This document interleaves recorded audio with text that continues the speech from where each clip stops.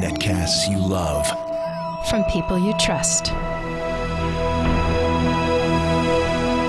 This is Twit.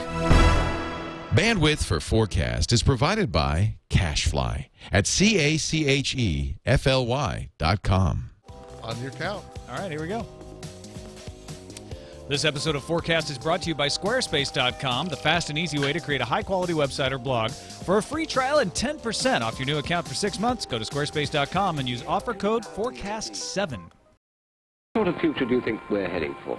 How will we live as we slip into the 21st century?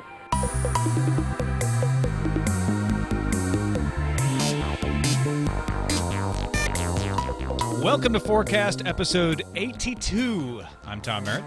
And I'm Scott Johnson. And it is time once again for us to invite two unsuspecting victims onto our show and force them at gunpoint to predict the future. Tom, we are laying the groundwork for what will be the future of humanity on this show. This episode is no exception to that rule, and I can't wait for our guests, one of which is Canadian, to tell us all about the future today. Yes, okay, it's time now to play Guess Which One of These People is Canadian. Oh, dear. Joining us is Neil Gorman, president of Scholars Tea. Welcome, Neil. Good to have you on the show. It's good to be on the show. And Anthony Marco, host of Discultured, as well as Love, Hate Things, Best Episode Ever, Talking is Dead, and TVA. You got it. And I'm sure I do not do more podcasts than you do, although that was the rumor going around Ottawa the past couple weeks ago. You do pretty close. Nothing can stop Anthony Marco. And, of course, TVA probably gave away that Anthony is from Canada. Also, the fact that he just said rumor going around Ottawa also gave it Well, away. and you were in Ottawa, too. But when you're an honorary Canadian, we'll make you honorary. That's so nice of you. Thank you so much. Yeah. I will, hold on. For that, I will give you $30. Oh, no. Doesn't have holes in it, Sweet. though. You guys missed it Can I last have it, week. Can I have it in Tunis, though? Tom sang your national anthem right here on the show last week. Not on the air. We didn't record it, but previous to the episode, he sat and sang it. Yeah. I have to say, a little tear came to my eye It was that for day. Canada Day. Yeah. Did he do it bilingual, the middle, en français? No? I didn't get quite that authentic. No. You gotta watch out, Tom. Those Canadian dollars are now worth more than your American dollars. I know, that's gold in my hands there, let me tell you. You don't want to just give that stuff away. All right, well, let's start with a prediction from one of our listeners. Muffins from New York is how this person signed their email. Hey, guys, it's only a matter of time until Generation Y takes over, and when we do, I believe our better understanding of the Internet as part of our daily life will cause us to mold society around it. Many of us avid Internet users have a lot of friends that we've only ever talked to online. I believe that a desire to be able to interact with these friends in real life will cause us to focus on better and faster methods of transportation in America. We are a vast country in size, and we will realize that we need something akin to a nationwide bullet train. Don't you think, Tom, it'll require a monetary or a more substantial monetary reason, though? Because, yes, absolutely, the people you interact with online, you want to meet and interact with in real life, in meet space, as we like to call it. And I really enjoy, like, seeing you at Nerdtacular and other things that we've been at. And it's nice to see people that I have previously only talked to that way. But for that to become a national initiative and for us to see high-speed rail and all sorts of other technologies employed to create faster transportation, there will need to be more than just, hey, that dude what I play StarCraft with is really going to be awesome to meet him, and so I'm going to teleport to his town. Actually, teleportation ruins this whole thing anyway, because then we just go anytime we want. But for me to take a high-speed train somewhere, I need more of a reason than just I need to see Billy up close. I need some sort of financial incentive. But I want this to happen because the way I met both of our guests, Neil and Anthony, was at Podcasters Across Borders, or PAB, as they call it now, up in Ottawa. And the 2 years that I've gone, I've had incredible obstacles thrown in my way in the form of thunderstorms in both cases. One canceled my flight from Chicago to Ottawa, and I had to go to Montreal and drive through the middle of the night. This year, we were able to fly around the thunderstorm, but it looked like it was going to be touch and go there. We might have to land in Syracuse or something. So I would be all for high-speed, weather-resistant, reliable transportation Which we don't really have right now. So is there one today you'd like to see expanded and made better? Like, is there a rail system you would prefer? What do you hope is the next way for you to get to Pat? Well, let's ask Anthony. What do you think? Being north of the border, you've got different transportation options. Well, not different options, but different systems up there. Help us out. What's the best way to get around?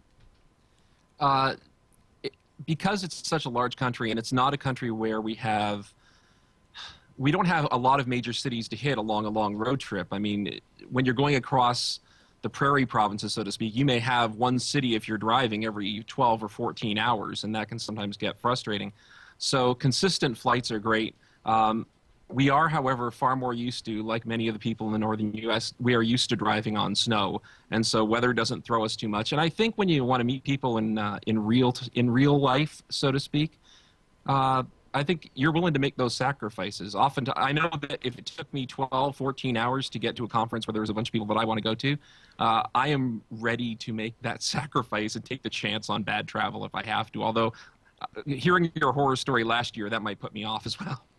Well, it's definitely make me think about leaving early. Yeah. Neil, what about yourself? Do you think that the pressure of wanting to meet people you've met on the internet will force us to get things like high-speed trains or faster security lines or something?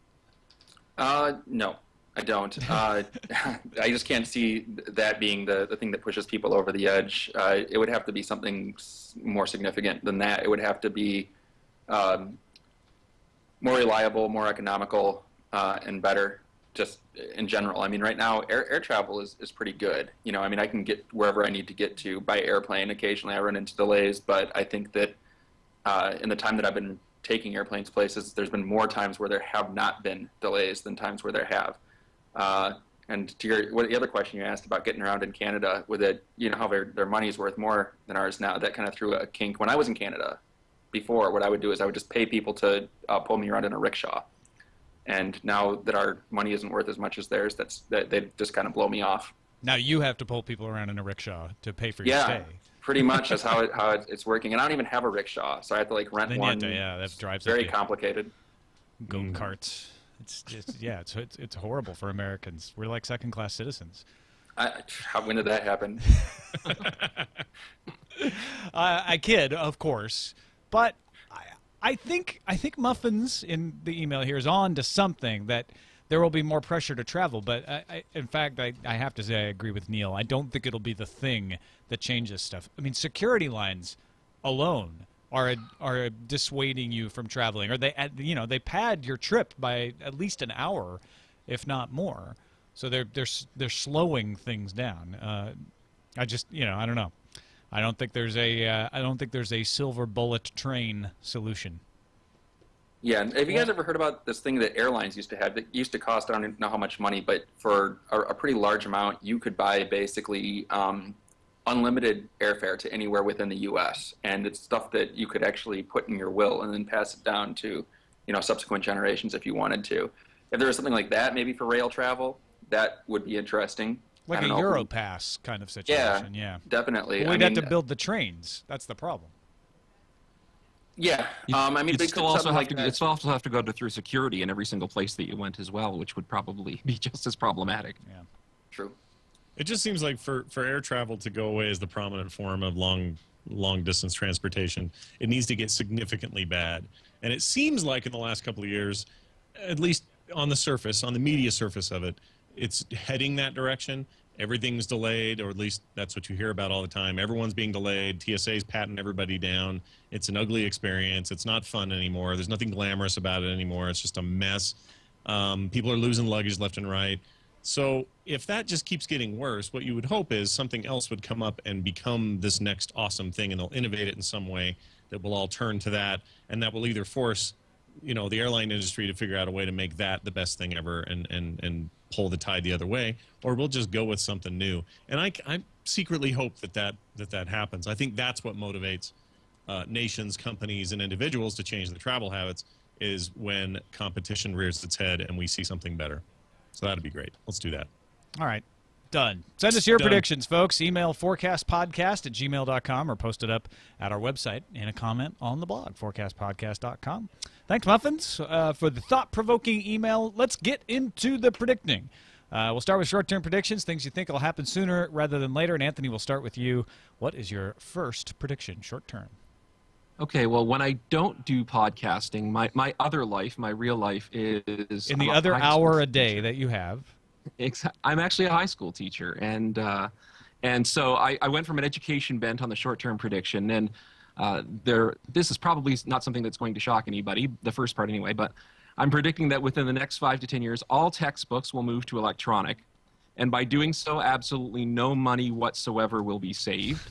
In fact, states, provinces, and countries will purchase set curricula under exclusive agreement with the publishers.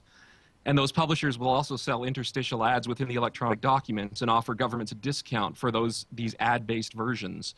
So ultimately, we are going to have commercialized curriculum, and you won't be able to waver from it, and it's going to cost just as much, if not more, than textbooks.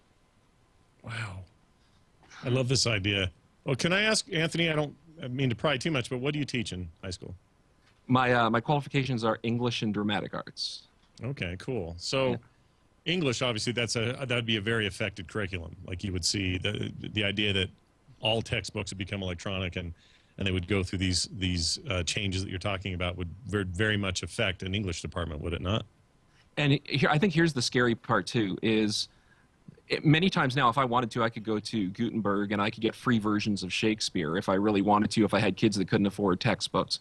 But I can imagine that they'll sell a version of a Shakespeare play with the notes required embedded in the back of that textbook, and you're going to have to buy that version. You won't have a choice in the matter. And by doing that, it's almost like when you're in university and you have to buy the updated version of the textbook with the professor's notes attached onto the back of it, or buy that as an addendum. And so ultimately, I think they're going to try and lock down curriculum, trying to say that it's for the good of all the students, that everyone's learning the same curriculum all over the place. Right now, in Ontario anyway, and I'm thinking in quite a few states, they set out the learning expectations, but many teachers can get there how they wish. So there is some leeway, but I have the feeling it's going to get locked down pretty quick, and they're going to say it's for the good of a common curriculum or for the good of all students, and they're going to make a heck of a lot of money off doing it. I think the prediction that we will go all electronic is right. I think the prediction that textbooks will not become any cheaper is absolutely right, because we've seen this over and over. Just because the costs go down doesn't mean that the price goes down. Now, what has happened in the music and movie industry, though, could be telling here. I mean, will we have a textbook piracy problem? I think you're definitely going to have textbook piracy. The question is, how hard are they going to come down on the school boards that do it? I mean, already, and I can't speak to a lot of the individual states. I can speak to the province that I'm in and some of the provinces across Canada. There are huge fights right now with an organization called CanCopy, or what used to be called CanCopy, which regulated how much you could photocopy every single year out of textbooks, and you would have to pay a fee. And they recently wanted to multiply the annual fee that school boards would pay by 10 times the original amount, because people are photocopying more and more and more. And I can imagine that as piracy becomes more and more, the cost is going to be borne not only by maybe lawsuits coming up, but also perhaps by people by the prices of the actual curriculum itself going up. So, in other words, piracy is a problem that's costing us 15% a year. We're going to pass 5 to 10% of that on to, the new curriculum that you have to buy next year, because that's the cost of doing business.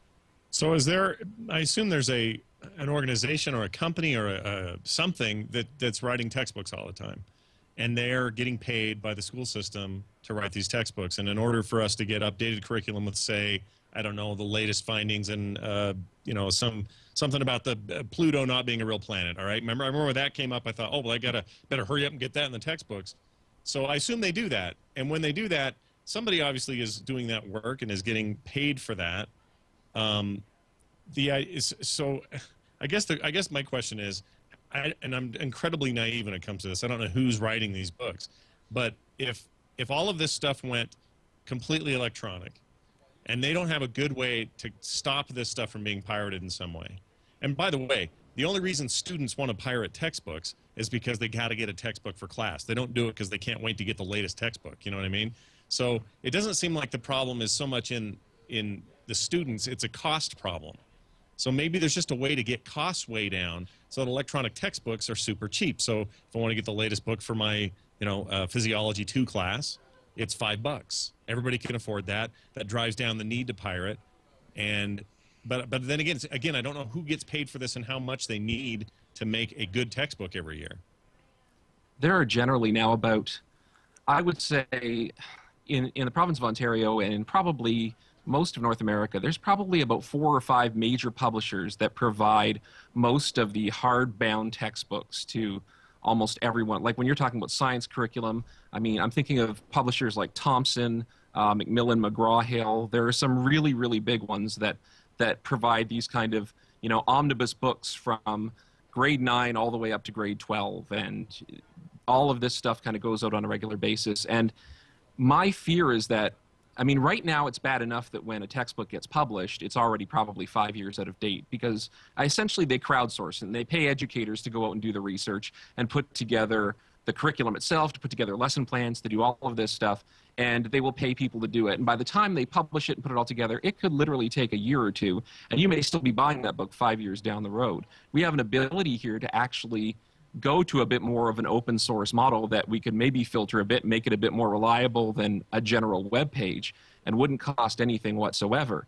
But for that to happen, the textbook lobby, which is more powerful than you think, or the publisher lobby, which is more powerful than you think, would actually have to give up all those profits, and I don't think they're willing to do that anytime soon. So it's all about the money, that's for sure. Neil, do you think there's any chance that, from an outside perspective, outside of education, I assume I'm a teacher. You're also a teacher. Yeah, high school teacher. Oh well, then I throw that assumption out. What do you think?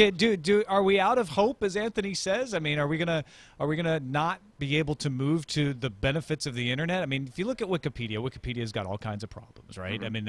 I mean, there are things that they deal with, but really, for the most part, it works really well. If you could take something like Wikipedia to create textbooks and then run them through sort of a vetting process before they're used in the classroom, that's what Anthony's talking about with open source textbooks. Is there any hope there? There could be. I think a lot of it is going to depend on a bunch of other industries too. I mean, there's the actual textbook fabrication part of it, which is going to be done by publishers, but then there's the distribution model that's going to be used, and I think that that's something that oftentimes gets overlooked.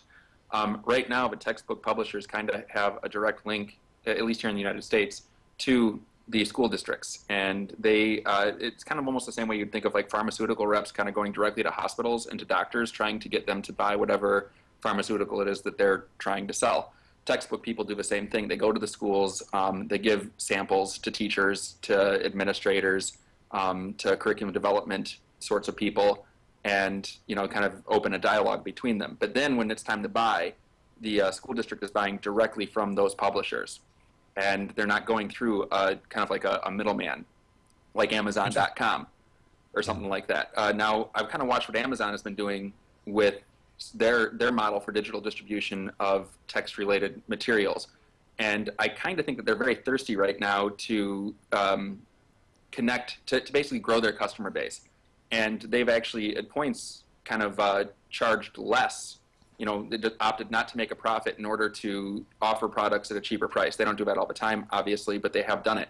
And I can kind of see them doing that for textbooks, and also then trying to get the school districts to buy something like a equivalent of an education-based Kindle, that will serve up all the material. And then one of the perks that they could offer is, and if you buy the hardware from us, you will be getting the sources for the hardware, the content that you'll be using as you teach, at a cheaper rate than you would if you went directly to the publisher, because we're Amazon.com and we can afford to do that kind of a thing. I think that could be a possibility. In addition to that, there's a lot of companies that are popping out here that are trying to really grab the e-learning market. One is this company called Education 2020. Another one is called Novanet. Another one is called Plato. Those are three that I can think of right off the top of my head. And they're really trying to basically take content and serve it up in a way where it's kind of like a textbook, but with a lot of other material kind of embedded into it. And as an educator, what I'm able to do, because I've worked with all three of these systems at one point or at time or another, you're able to kind of go in and put in your own homework, and you could use things like Wikipedia, you could use other books, you could use Project Gutenberg texts, you could use a bunch of other things and kind of make assignments based around those and embed those assignments into the curriculum which has already been kind of aligned to the state and national standards that teachers need to adhere to. So I think it's a possibility, to answer your question, that yeah, that could happen in the future. And I think that there will be some pretty dedicated teachers that would like to see that happen in the future as well. And I think it's kind of interesting that we're not already living in a time where all the curriculum isn't already available online, because in a very real way it kind of is. My kids who are in junior high, I have one in high school, they come home and most of what they're doing for class they're doing on the internet, and they're using resources that you could call not necessarily the most reliable, and taking out the fact there's economic reasons why a certain segment of society won't have access to the internet in the same way and that sort of thing. I know that that's a significant thing, and it has to be considered in this equation, but it seems odd to me that we're even looking at books anymore, that it's not more pervasive online, that the entire curriculum can't be accessed that way, because in a very real, everyday way, it kind of is being done that way. So I don't know. It's fascinating that we think of this as a future thing when it seems like we kind of have the tools now, or at least the basic tools to get going. And Anthony, before we get over to Neil for his prediction, one last thing. Do you think that the budget crunch will be able to outweigh the lobbying if it becomes so much cheaper to use electronic text and open source text? Could that swing it the other way? I hope so. I really hope so, because if there's one thing that I would hope for public education right now is, yes, you could save a whole bunch of money. Yes, you could update things on the fly. I mean, history changes on a day-to-day basis now, and the ability for students to learn that change is probably more important than the facts themselves, the ability to stay up to date. And you're not going to get that out of textbooks. And it's really analogous to the music model. The textbook publishers haven't figured out how to monetize the e-text yet perfectly. They've got small ways to do it, but they haven't quite figured out that full model yet. So that's why they're still pushing for the old model, and that's why they still think you have to have the authorities.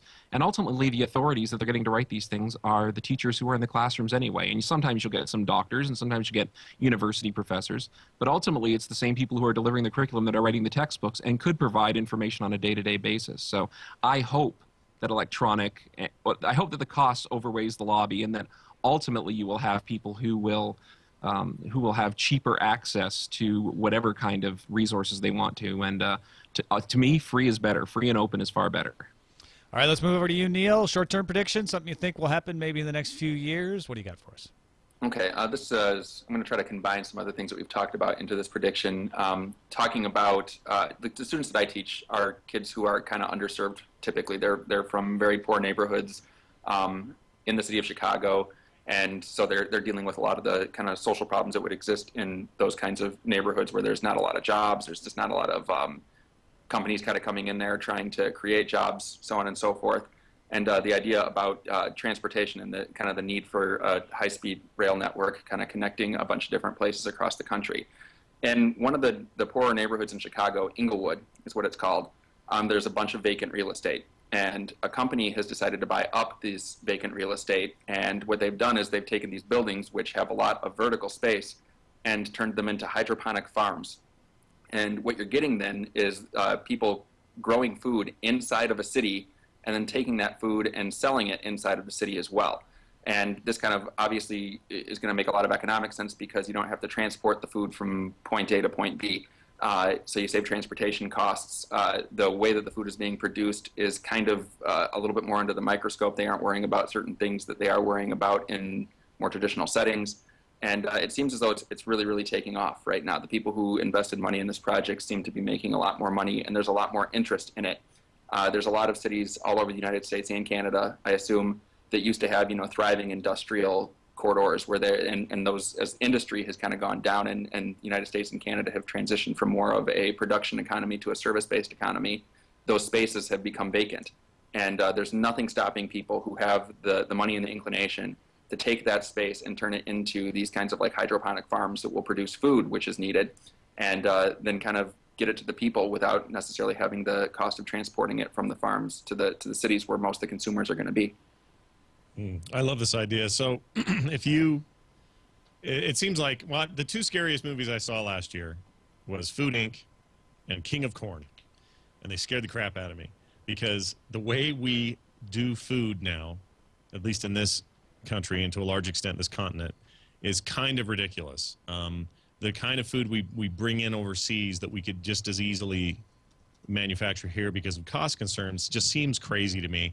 And also our inability to sort of source our own food every day seems like a really bad trend for us to get into. This seems like a great way to sort of curb that. Do you feel like it's more appropriate to one, like you're in Illinois, how would this work in, say, a city or an area with a lot of sort of, I don't know, with a lot of reach like Chicago? What does Chicago have a future in making their own food, helping their own people make their own food, and even building an industry around it where, you know, jobs are I was created thinking and, of Detroit even, Yeah, where you've Detroit's got good a too, lot yeah. of arable urban land. Mm-hmm. You know, I think that there is a big future in this thing, and the biggest reason I think that is because there's an economic opportunity that exists. People who you know are investing in this kind of production are going to be creating jobs, and so there's going to be a lot of tax incentives for them to do that, and they're going to be making a product which is food. I mean, unlike so many other products that people consume, like music, movies, books.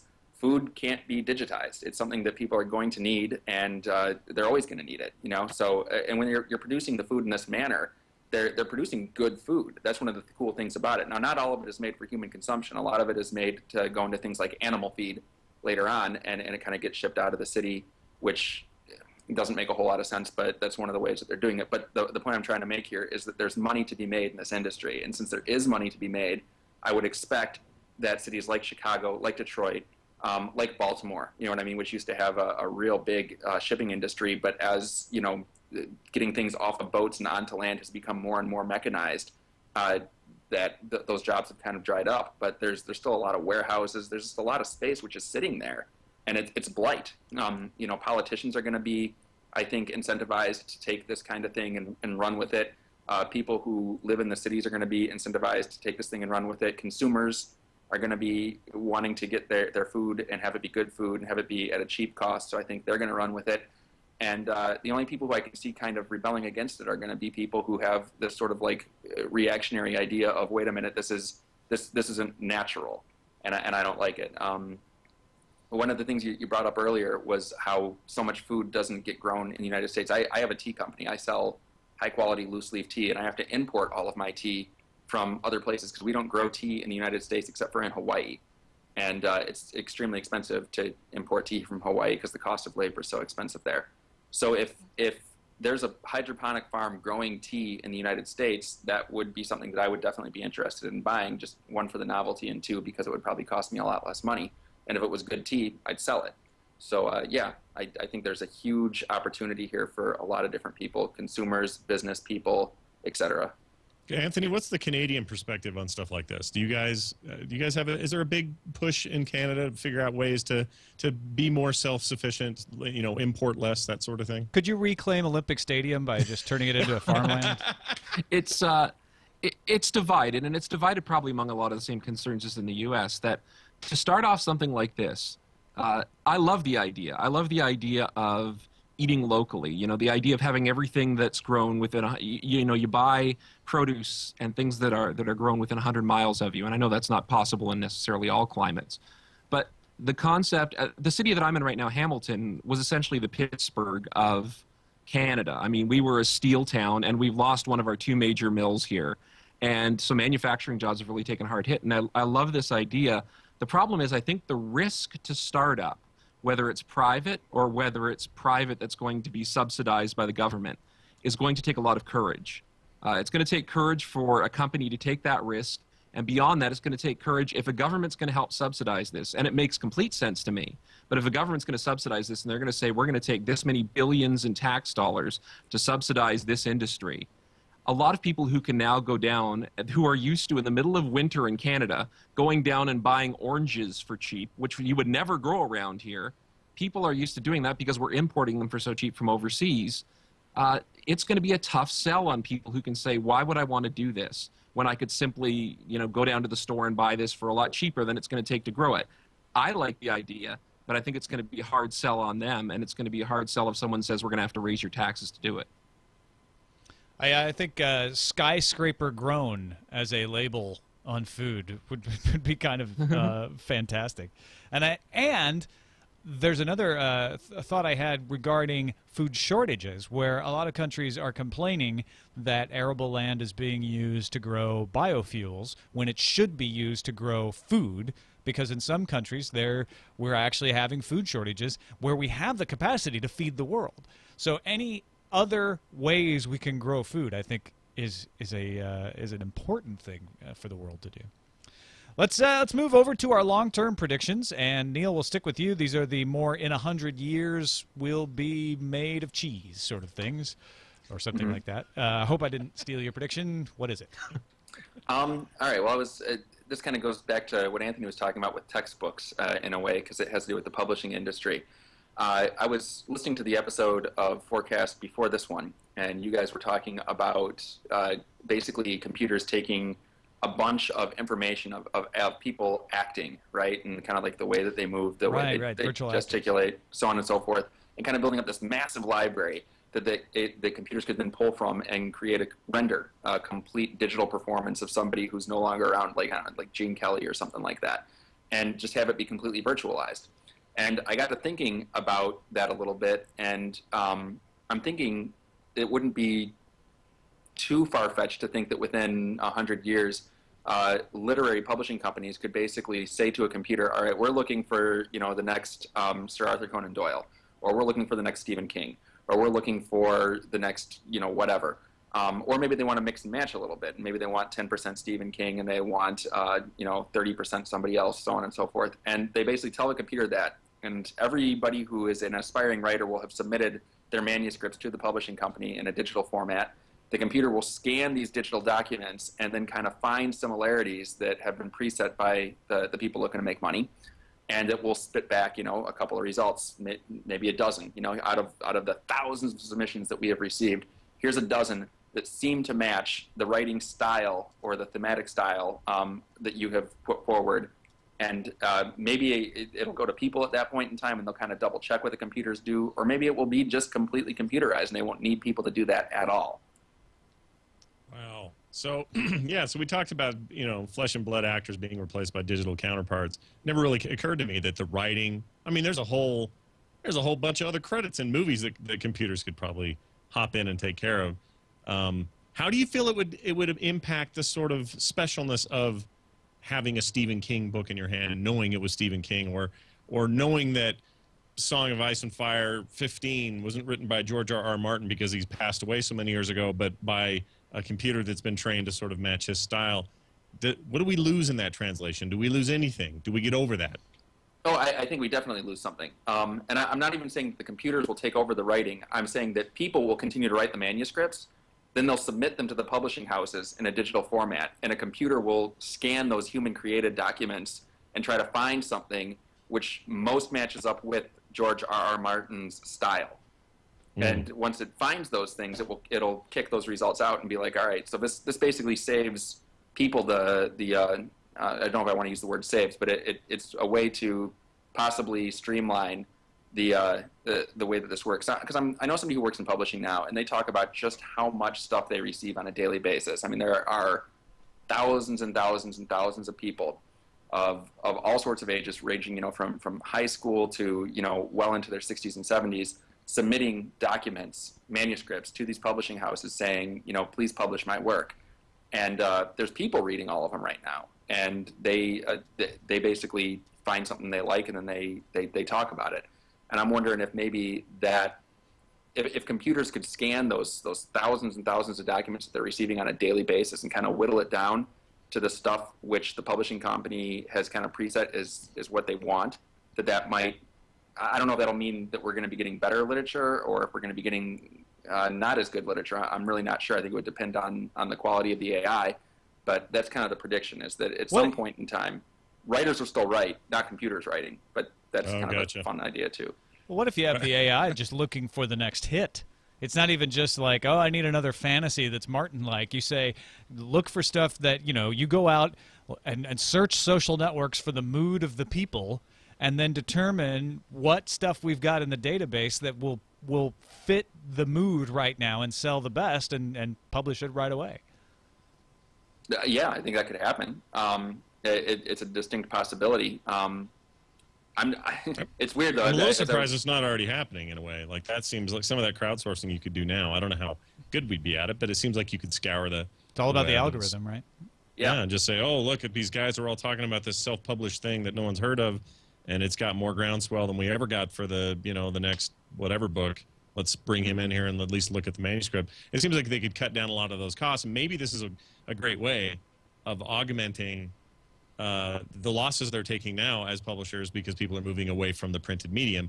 If that continues to be stronger and stronger, and I know this is a further out prediction, but it seems like this would be a great way for them to sort of, get the wheat from the chaff a little bit better so that they're not spending so many man hours and so much time and so much money trying to determine who's the next Stephen King. I like that idea a lot. Yeah, and your idea about the computers just actually, writing the next Stephen King book because he's no longer around to do it. That's kind of fascinating to me too. I mean, if you could have an author a never computer, dies.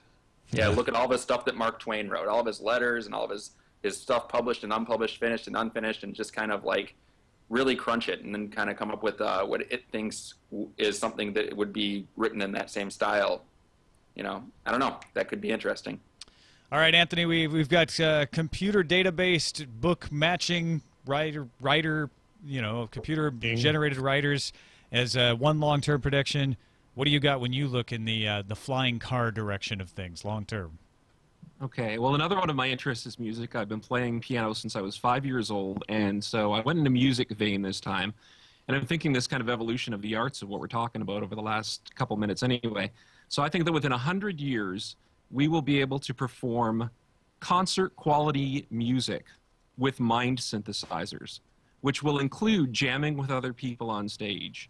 So in other words, I have the guitar headset on, and we will actually be able to think what we are going to do. And then the most talented people will actually be able to, and I'm patent pending this word, thought score, entire concerts in front of you, playing multiple different parts in their mind and actually direct it to what instrument they want to go to. And you'll be able to go to a club and, well, I don't know how exciting it'll be to see people sitting there doing it, or you can watch it online or you can listen to it. And strictly through the power of the mind and through the technology that evolves to actually give us real sounding instruments, or let's say traditional analog acoustic instruments, people will be able to think. I know people can do this in a certain way now. They've got algorithms which allow people to make beeps and boops on the computers, and you hear what sounds like 8-bit compositions, and that's very cool. That's kind of a first stage.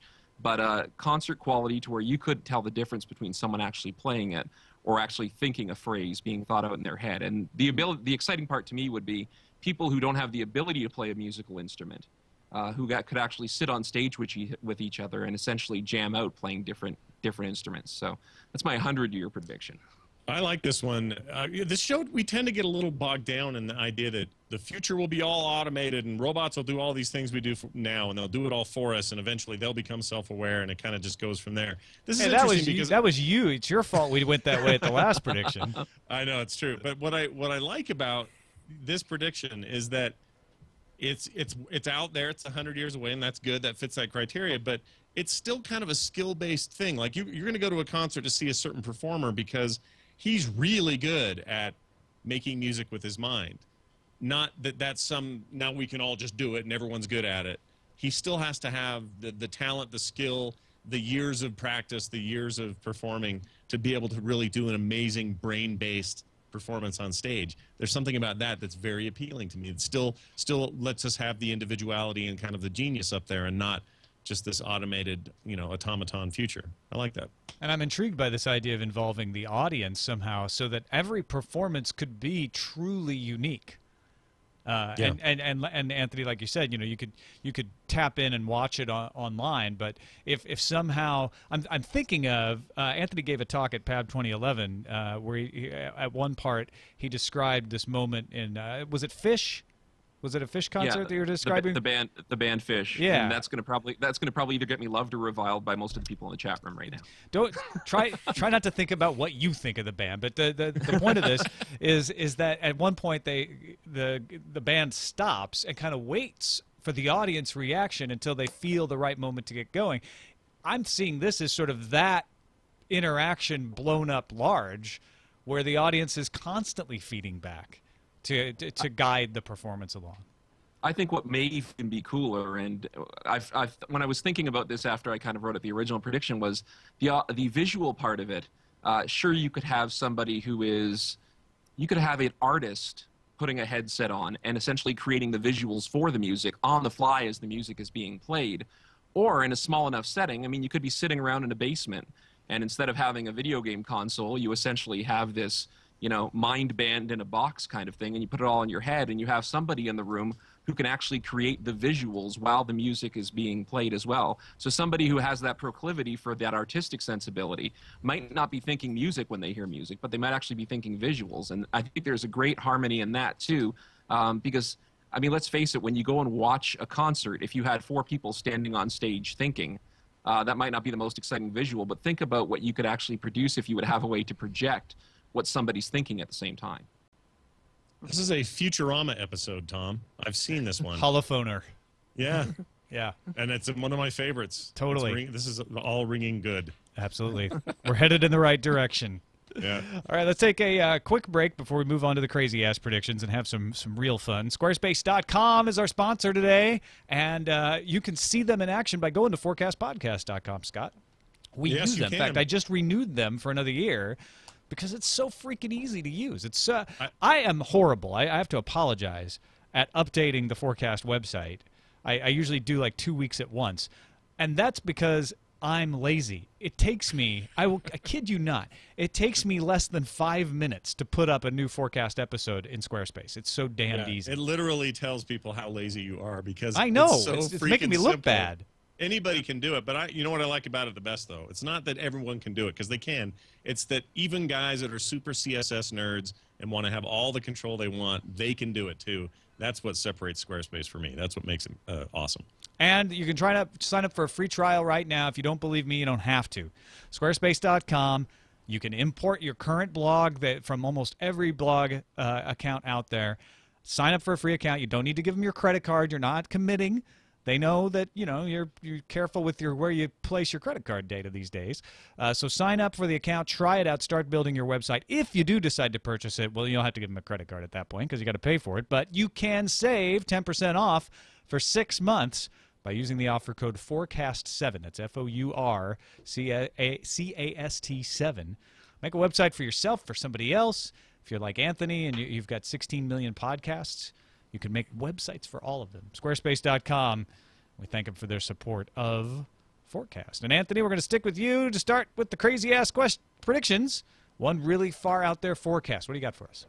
Okay, so this one, I tried not to go robots because I saw the last episode and I saw there was a lot of robots there. So, however, this doesn't We're involve not technology. anti-robot, but you're right. We do get a lot of robots. So okay. I figure we'll mix it up a little bit. Yeah.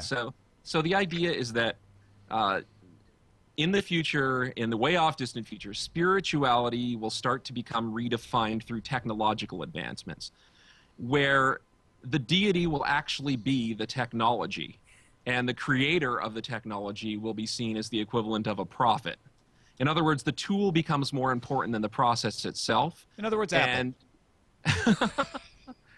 Yes, well, and the although I would say that at this point probably the creator is deified more than the actual product is, to a certain degree, with Apple. So in your prediction, we would flip that around. Exactly, we'd flip that around. And so you would see the creators as ancillary to the technology, and that the quote-unquote staying power of the technology, so something that lasts for like 50 or 100 years and becomes a benchmark technology, kind of has a greater stance in the pantheon, so to speak. So we kind of remember that piece of technology with reverence more than anything else. And I think a lot of this is going to happen because I think we're seeing right now organized religion over the past 100 years, 200 years has started to disassemble in many places, and you're not seeing as much adherence. You're seeing factions that are still very loyal to what they believe in, but you're also seeing the rise of atheism and agnosticism, and we're seeing people who don't want to necessarily be affiliated with organized religion. But I think people always want to have faith or be tied to something, and if they're not necessarily going to find that in just being human and looking around at other people on the earth, then I think technology for some of them is going to be this kind of big beyond where maybe not necessarily worshipped as being prayed to or anything like that, but looked at with in a sense of reverence. far more than it is right now, and it will actually take the place of what we call organized religion. Well, you could see, I mean, you could see a future where technology becomes so pervasive and becomes such a maybe a life-giving force, a thing that we depend on so much to exist, and maybe has taken on its own level of self-awareness to the point that it's making quote-unquote decisions that affect our daily lives. That and having us in its palm like that, regardless of whether a man created it at one point or not, is it's a very godlike scenario, right? So it seems to me that you would be able to create that same the same sort of sense of religion, like a fear of God, as it were, would maybe start to come out from people, and you'd start to fear this terrible force that could destroy us any minute, but decides to be benevolent and take care of us. And it's like a bad episode of TNG first season or something. But you can see, I could totally see this happening. Neil, how do you feel about the future of super robot gods and their ruling over us? Do you accept our future overlords? I'm thinking about it. I'm not sure. It's kind of kicking around in my head right now. But I think that I can see people tying spirituality to technology in the future as that being something that really does grow, especially as technology kind of becomes better at exploring like the space inside of a person's skull, which is something that we're pretty limited at right now. But there's all these studies about the ways like people are taking brain scans while people pray or meditate or do whatever they do spiritually, and I can see the various kind of like denominations sort of welcoming technology into the way that they do things, and that having a profound effect on the way that they do things and the way that people kind of like identify with the various faiths of the world. Yeah, it could go a couple of different ways, right? It could go like a cargo cult, where you have this technology that advances so fast that we lose the ability to appreciate the fact that it is made by humans, and that could become that could be some sort of singularity type situation, some sort of AI sort of situation, and people start to branch off and worship it because it is so inexplicable and unknowable. And that's usually a key for any kind of religious belief, is that it is not entirely understandable. It's not entirely explainable, right? That's otherwise it wouldn't be a god. And I could see technology going that way, but it's interesting what you're bringing up, which is technology sort of infuses itself into the current religions, and starts to replace elements of them. Anthony, how does that fit back into your prediction? I think it fits pretty well, and I think I'll never forget the first. I mean, I was raised a Catholic. I'm not a Catholic anymore, but I know anyone who was Catholic remembers during the 1970s, maybe early 80s, the first time that they let somebody in with an electric guitar to do a hymn one day, and everyone thought it was the most shocking thing in the world. And it's like, they brought an electric guitar in to do a hymn in a Catholic church. This is absolutely amazing. Shoot, an acoustic guitar was big in our church. Exactly. So that idea of technology, I mean, a lot of churches right now, they have websites, they have Twitter accounts, they are jumping online. And the Pope just issued a cyclical about social networking. Exactly. And to me, this is when Scott brought up the idea of fear and that fear of technology, I wasn't thinking it from that. I could see that happening as well. But I was thinking at it just more from a more passive reverence, like that idea that, this is just so amazing. And you're right, the idea that it's not understandable. We tend to deify those things which we don't understand, and I think we've always done that. And so as the technology becomes further and further from our grasp, and maybe that's because of technology recreating itself and moving on to the next advancement and humans being less and less of the equation, I think you're going to see that deity factor kind of ramp up a little bit. So I think it fits very well. All right, well, let's move over to you, Neil. Crazy-ass prediction, one really far out there, off the wall, or incredibly meaningful and significant like Anthony's was. What do you got?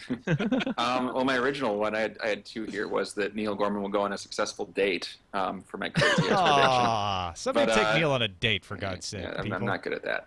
But anyways, the one that I'm going to go with here is that Cory Doctorow. This is really good because Anthony's here and he's Canadian, and so is Cory Doctorow.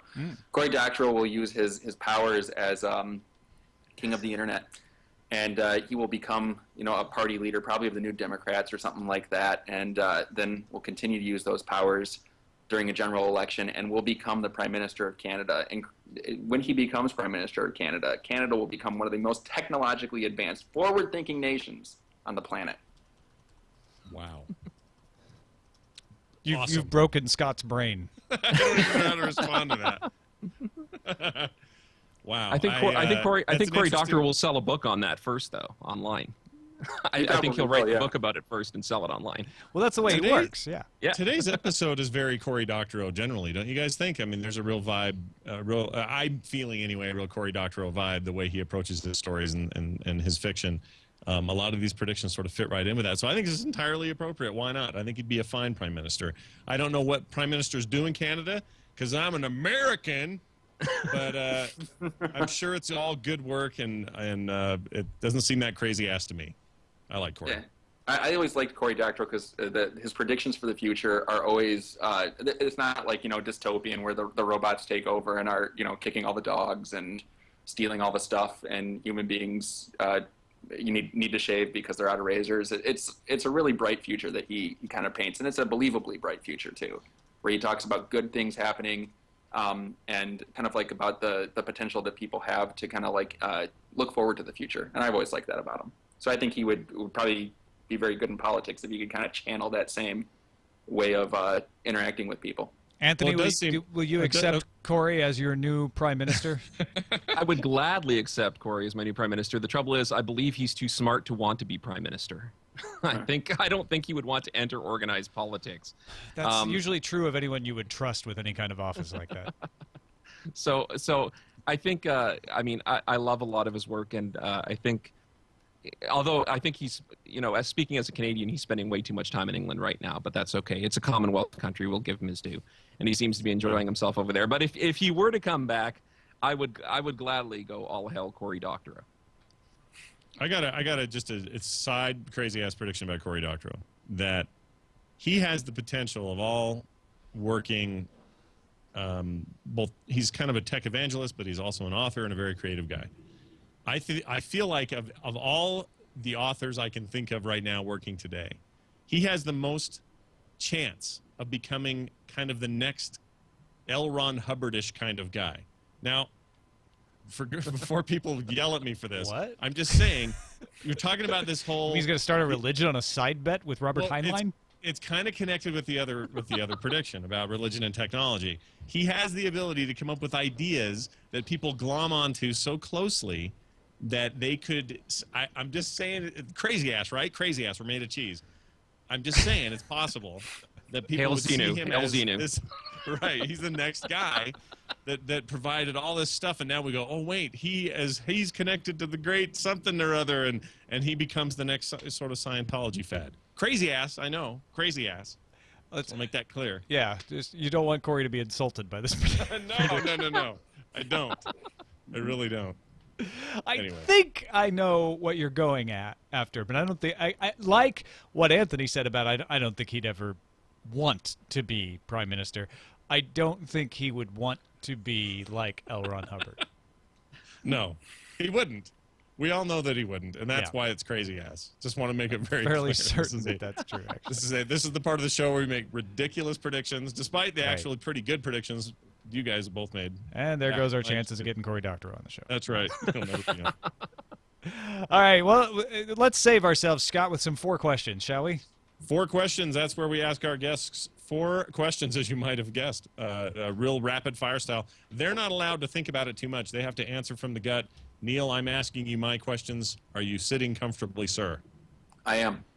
All right, here we go. What household product will be discovered next to be the ultimate alternative fuel source? Windex. Perfect. That is the correct answer. The blue stuff, not the green. When you find your bones 1,000 years from now, or when they find your bones 1,000 years from now, what do you hope they glean from studying them? Anything. That tea extended your life 50 years more than anyone else. What animal do you hope we never learn how to milk? River otters. You're good at this game. I don't know, man. Those river otters, they got some good milk. Yuck. And then finally, what current day author would you like to see write your official biography one day in the future? Cory Doctorow. Well, of course. That seems quite obvious. The Prime Nice Minister. job. Prime Minister. We always say people do a good job or that they passed the test. You really actually did a good job and passed this test. We're just bold with them. I'm blown away. Forget those people. You, sir, finally did. All right, Anthony. Oh, now the pressure's I know, on. exactly. Now you're set up. Question number 1. First of all, are you sitting comfortably? I am. Good, then we'll begin. Question number 1. Will people ever camp on the moon? Yes, they will. And where and how will they camp then? They will put up tents that are airtight, feed oxygen into them, and it may not happen for quite a while now, but it will happen because rich people will like to do it. And you'll get there in your old jalopy rocket. Like Chet from the Hardy Boy? Yeah, exactly. Question number 2. What kind of new meat flavors can we expect from test tube meat? Panda. Delicious panda. You're right, because who doesn't want to taste panda? I mean, really, just amongst the 4 of us. Well, I mean, there's I don't white want to fur meat kill a and black fur panda. meat. Yeah, but I'm curious, right? I'm a vegetarian. Could grow. But you would be able to eat a test tube panda. It wouldn't kill a panda. See, it's not. It's just growing out of whole cloth. That's It's the best part. Panda-licious. Panda Express. Whole new meat. That's what I was. I thought that's what I was getting there. All right, question number 3. When will Canada finally rule the world? Wow, is that one of our crazy out there predictions? Sure. Probably when it bands together with the Commonwealth, NATO, Uber continent, which will be fighting off the Sino-industrial complex. And Cory Doctorow as Prime Minister, obviously. As benevolent dictator. That's right. Governor General. Question number 4. When the aliens come, what is the proper whiskey to serve them? Oh, well, right now, the proper whiskey to serve them is either single barrel Jack Daniels, or if you want to serve some Woodford Reserve, that works as well. Yes, I'd probably keep the bullet for myself and serve the aliens Woodford Reserve because it's a very fine whiskey, but you know, you want to impress them, and it's a good choice. But you want to keep something back for yourself. All right, excellent answers. Thank you, Anthony. Thank you, everybody. This has been a great episode. Very thick, very thoughtful. Very thoughtful. Kind of the episode, opposite. No, I'm not going to say that. Just kidding. Just kidding. No, this has been really good. Neil, thanks so much for being on the show. Let folks know about Scholars Tea and where they can find it and what's going on with that. It's scholarstea.com. Right now, it's a lower selection. We're kind of at the harvesting point. A lot of new teas are coming out. So as the month kind of progresses, I'll have a lot more choices up there. You can buy tea. All right. It's good. Fantastic. And Anthony, I specifically want to direct people to Discultured, but let them know where they can find that and any of the other stuff you do. Sure, disculture.com is where you can find the podcast. And if you go to anthonymarco.com, it lists all the podcasts that I do. And I'm on Twitter, conveniently enough, at Anthony Marco, just in case the followers want to pop in there, too. Scott Johnson, another successful forecast? I would say one of my favorites. And I realize it's always dangerous to say this because we've had a lot of incredible guests on, but you guys were awesome. I think it's because you're teachers, and I just want to say this on the way out the door here. I wish you guys had been my teachers in high school because mine were lame, and that's all I have to say about that. But yeah, great episode. Yeah, I'll second that. I would have ended up much more successful than I am now if I'd had teachers like you in high school. That's what happens. Don't forget to leave comments at our website, fourcastpodcast.com, or send us an email, fourcastpodcast@gmail.com. Thanks, everybody, for watching. We'll see you in the future. But it's only 32 years away. Wait. Yay! Yeah, that was excellent. Thank you, guys.